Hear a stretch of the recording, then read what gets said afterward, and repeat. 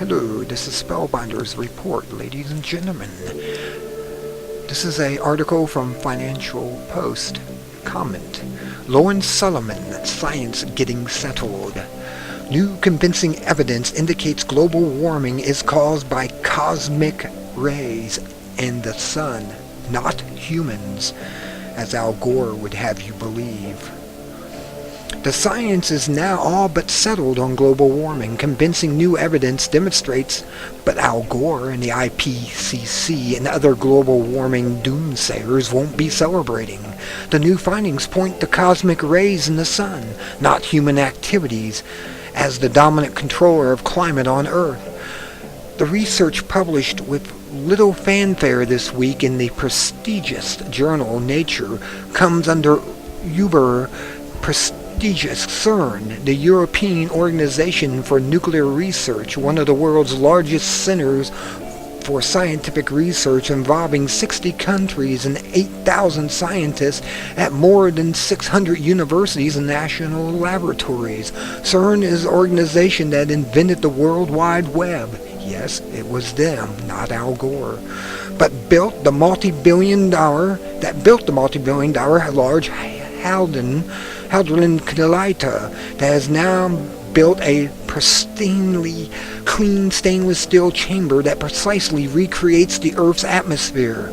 In this chamber, 63 CERN scientists from 17 European and American institutes have done what global warming doomsayers said could never be done.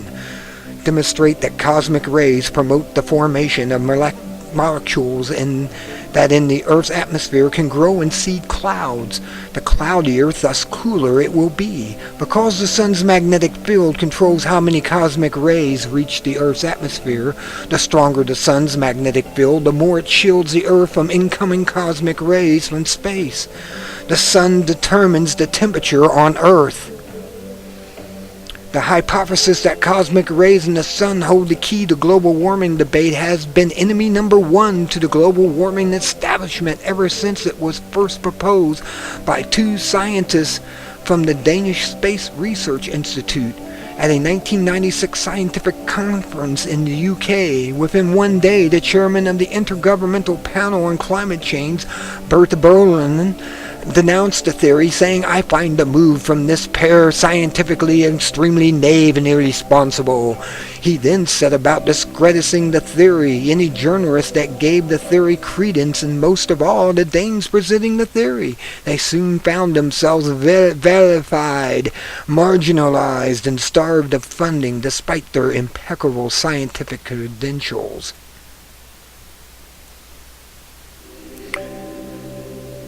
The mobilization to rally the press against the Danes worked brilliantly, with one notable exception. Nigel Chalder, a former editor of The New Scientist who attended that 1996 conference, would not be cowed. Himself a physicist, Mr. Chalder became convinced of the merits of the argument, and a year later followed a lecture he gave at CERN conference. So too did Jasper Kirkby, a CERN scientist and attendee. Mr. Kirkby then convinced the CERN bureaucracy of the theory importance and developed a plan to create a cloud chamber. He called it CLOUD for cosmics leaving outdoor droplets.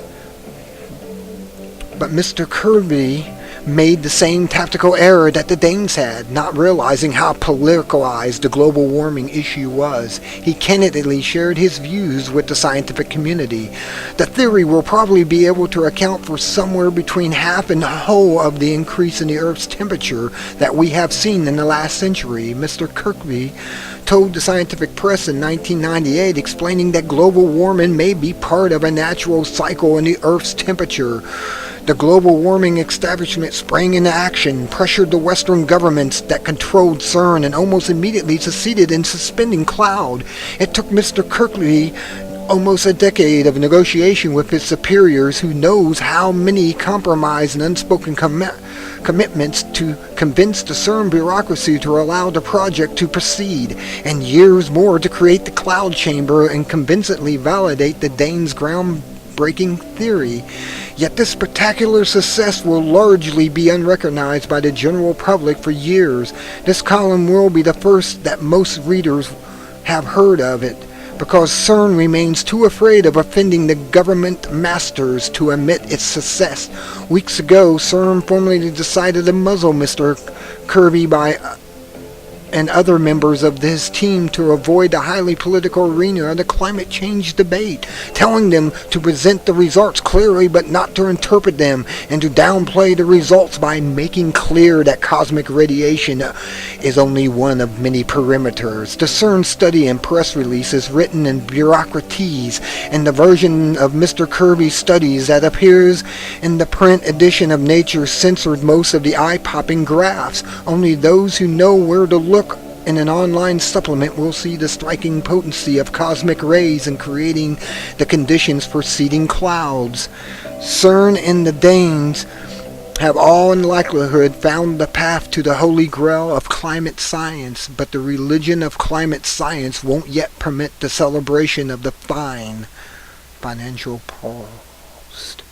Lawrence Solomon is an executive director of Energy Probe and author of The Deniers, the world-renowned scientist who stood up against global warming hysteria, political persecution, and fraud. Yes, you will find that the climate change is a lie, and it has always been a lie, that it's been the sun and cosmic rays all this time, and you've been lied to, even taught so in your schools by the very people who are funding a carbon exchange tax in Chicago by Al Gore and others of his party, also Maurice Strong.